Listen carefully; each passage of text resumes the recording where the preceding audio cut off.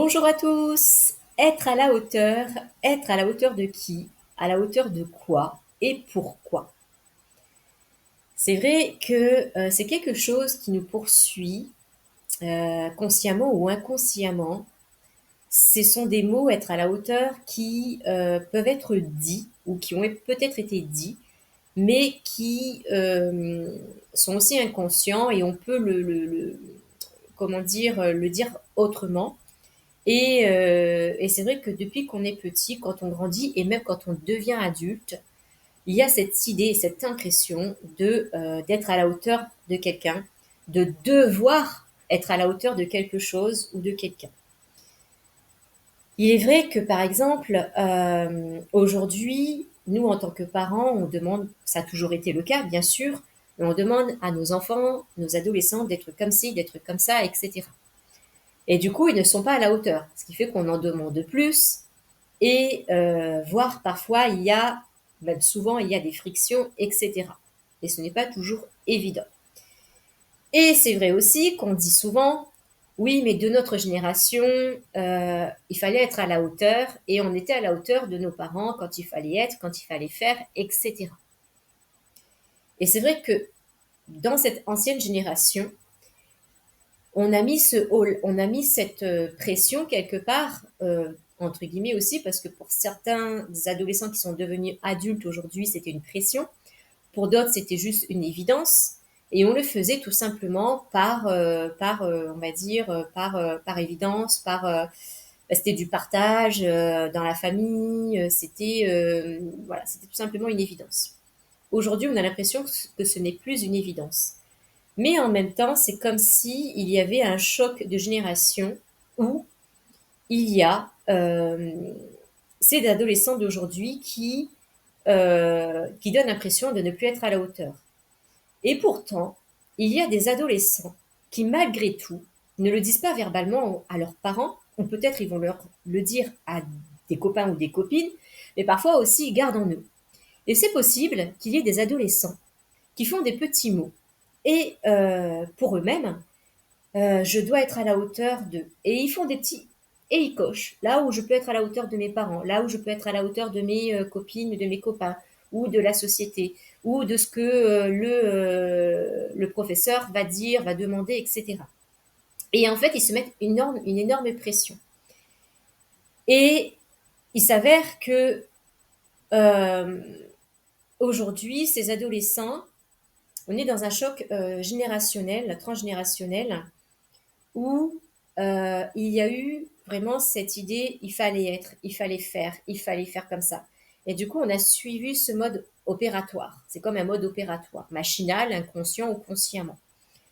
Et aujourd'hui, il y a un choc parce qu'en fait, dans le collectif, aujourd'hui, ces adolescents, euh, et c'est dans l'inconscient, et lié aussi aux mémoires transgénérationnelles. C'est-à-dire que dans les mémoires d'aujourd'hui de ces adolescents, de nos adolescents, il y a cette idée où, en fait, il y a eu un trop-plein. C'est pas eux qui ont vécu ce trop-plein, c'est dans le transgénérationnel qu'il y a eu ce trop-plein.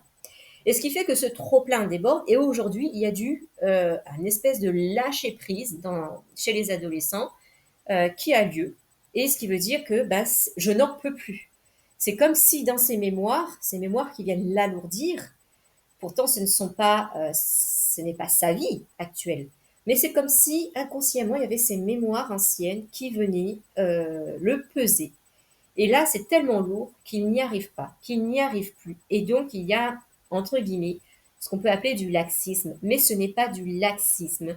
C'est tout simplement que l'adolescent ne sait plus où s'est situé par rapport à ce qu'il y a en lui dans ses mémoires, où il y avait à une époque le fait de vouloir faire, de vouloir être à la hauteur, de faire absolument comme ça, et dans ce qu'il a envie d'être réellement. Et donc, il y a une difficulté en tout cas pour ces adolescents de comprendre ce qui se passe en eux, et en plus, nous, chez les parents. Chez les parents par rapport à nos enfants, mais aussi nous par rapport en tant qu'adultes, par rapport à la société, par rapport à un parent, par rapport à une compagne, par rapport, peu importe la relation. Et en fait, on nous demande aujourd'hui de ne plus être à la hauteur d'eux. On nous demande juste d'être tout simplement. Être qui tu peux être. Être qui tu... être tout simplement. Être non pas par rapport à quelqu'un, parce que comment un adolescent peut être à la hauteur d'un adulte alors qu'il n'a pas les mécanismes d'un adulte qui, lui, a déjà grandi entre son adolescence et à l'âge adulte, et un adolescent qui n'a pas encore ces mécanismes. Et même s'il essaye d'être à la hauteur, pour lui, là où il pense faire bien. Parce qu'il se dit, j'essaye de faire ça, mais je n'y arrive pas, maman ou papa. J'essaye d'y arriver dans ce sens-là, mais je ne comprends pas, de tous les cas, que je fasse comme ça, ou que je fasse comme ça, ou que moi, j'ai peut-être l'impression de bien faire, et bien en fait, pour vous, ce n'est toujours pas bien fait. Et je ne sais plus. Et donc, ben, les enfants aussi, nos adolescents se perdent. J'ai pas dit que tout était OK pour les enfants ou les adolescents dans la manière dont ils se comportent, mais c'est juste de comprendre euh, l'espace de l'autre. Que ce soit nos adolescents, que ce soit un parent, votre parent, même en tant qu'adulte, un copain, une copine, un ami adulte, une compagne, un compagnon, etc. C'est de se dire, mais là, ce n'est plus possible, ce n'est pas possible, je ne peux pas être à la hauteur de l'autre personne. Je ne suis pas dans sa conscience, je ne suis pas dans ses propres mémoires, je ne suis pas dans ses propres mécanismes qui lui appartiennent. Par contre, là où je me situe, lorsque je me dis, je voudrais que cette personne, cet enfant, mon adolescent soit à la hauteur de ça, ou telle personne, est-ce que je prends conscience à ce moment-là de son espace de conscience? Vraiment. Est-ce que ça, on est conscient de cette relation à deux? Parce que quand on demande à être à la hauteur, c'est qu'on impose, on exige, on cherche à contrôler aussi. Et peut-être, l'objectif, c'est de relationner autrement, c'est-à-dire prendre conscience de l'espace de l'autre. Aller le voir, par exemple, cet adolescent. C'est-à-dire, ok, on est en colère parce qu'il n'a pas fait ci, il n'a pas fait ça, il est comme ci, il est comme ça. Mais est-ce que derrière, vous allez vous poser et aller voir votre adolescent et discuter avec lui, prendre conscience de son espace, être à l'écoute de son espace intérieur, qui n'est pas le même que le nôtre. Et peut-être que là, on pourra et vous pourrez comprendre ce qui se passe chez l'autre et donc prendre conscience de l'espace de l'autre et de ses besoins réels, qui ne sont pas nos besoins réels. Et c'est là où c'est pas évident quand on est en famille, dans une maison, où on pense qu'il est important de partager parce qu'on est en communauté. Et forcément, ce n'est pas toujours facile. Je n'ai pas dit que c'était facile, en effet. Mais c'est d'essayer de voir un petit peu comment on peut cheminer autrement pour accueillir aussi l'espace de l'autre, accueillir les besoins réels de l'autre. Et c'est vrai que les adolescents, ou même un compagnon, une compagne, peu importe, un parent, voilà, peu importe, un collègue aussi, il y a cette idée ouais, je voudrais qu'il soit à la hauteur. J'aimerais qu'il soit à la hauteur de ce que je lui demande dans le travail. Mais peut-être qu'il n'a pas les mêmes mécanismes que vous. Peut-être qu'il n'a pas le même câble. Il n'a pas encore réussi à trouver un câble qui est peut-être noué en lui, ou peut-être un câble qui est très tellement loin qu'il n'arrive pas encore à s'accorder. Parce que pour s'accorder, ben, il doit encore peut-être s'accorder à d'autres petits câbles, entre guillemets, pour s'accorder à ce câble-là. Et donc, c'est compliqué.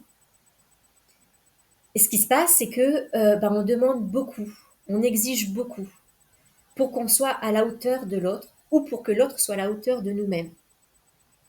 Mais ce qui est important, c'est quand on apprend à bien relationner, quand on chemine, parce que c'est jamais d'un seul coup, on apprend à prendre conscience de, euh, de l'espace de l'autre, de l'espace de conscience de l'autre, de ses besoins réels. Et alors, tout doucement, on arrivera à conjuguer les besoins réels de chacun pour que la relation puisse s'harmoniser. Et à partir du moment aussi où on peut dire à l'autre, stop, je ne peux pas être à la hauteur, à ta hauteur. Je suis à la hauteur de ce que je peux être moi. Et c'est parfait, parce que je m'aime aussi comme ça. Je dois progresser, certes, mais euh, j'ai besoin d'un certain temps. Et ce temps, en fait, c'est le temps pour moi de comprendre c'est quoi euh, les autres câbles avec lesquels je dois, euh, comment dire, avec lesquels je dois m'unifier. Et donc m'unifier, c'est comprendre l'amour aussi. L'amour de là où tu es, maman, papa, mon collègue, peu importe, mon ami, c'est pas l'amour que je comprends là où je suis. Et ce n'est pas le besoin réel, parce que le besoin réel, en fait, c'est pas un besoin égotique d'ailleurs. C'est là aussi, c'est un enjeu, selon l'identification. Parce qu'il y a le besoin égotique, oui, il y a un besoin égotique, en effet, mais les besoins réels, c'est le besoin réel de l'être, et non pas de l'ego. Parce que mon besoin égotique de vouloir exiger, d'imposer, etc., c'est mon besoin égotique, quelque part. Même si derrière, il peut y avoir un besoin réel.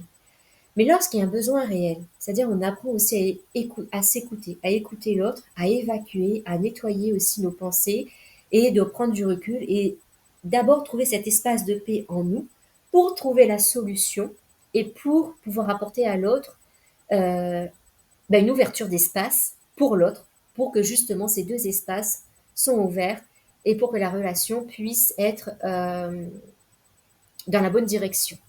Dans la bonne direction, c'est une façon de parler. Et donc, être à la hauteur. Je suis là où je suis avec ce que je peux. Je suis là où je suis avec ce que j'ai, ce que je comprends, avec l'amour dans mes propres limites. Ces propres limites, bien sûr, je peux les ouvrir, nettoyer, et donc grandir de plus en plus avec un amour plus grand. Mais tout simplement être. Comment je peux être et comment je peux être sans exiger de l'autre et comment l'autre peut être sans sans avoir cette pression euh, de celui qui est en face de lui et qui exige de lui et qui lui demande d'être à la hauteur d'eux. Ça ne veut pas dire que c'est une forme verbale, mais ça peut être inconscient dans la relation avec l'autre ou dans la relation avec les autres. Donc on a juste à être qui on peut. Et je pense que pour nos adolescents, en tout cas, il est important de savoir un petit peu ce qui se passe, d'aller à leur rencontre au moment où nous, pas au moment où il faut, mais au moment où nous, on essaye de prendre du recul et on essaye de rentrer en paix avec nous-mêmes pour pouvoir trouver une solution et donc une meilleure relation avec nos adolescents. Mais ça peut être avec un collègue, un ami, etc. Donc, euh, donc je crois que c'était tout ce que je voulais dire par rapport à cette idée d'être à la hauteur.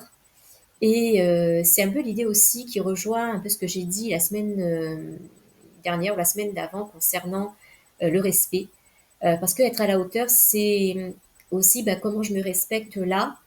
Ça ne veut pas dire que je suis dans le laxisme total, comme un adolescent, etc. Et d'ailleurs, il n'y a pas de laxisme en soi. Le laxisme, c'est tout simplement, comme beaucoup de mots en fait, de bien, de mal, de pour, de mauvais, et ça c'est lié à l'identification de l'ego. Il y a, euh, il y a juste une autre façon d'être, une autre façon de se représenter. Et c'est vrai que nos adolescents, et nous aussi, nous avons dû être à la hauteur.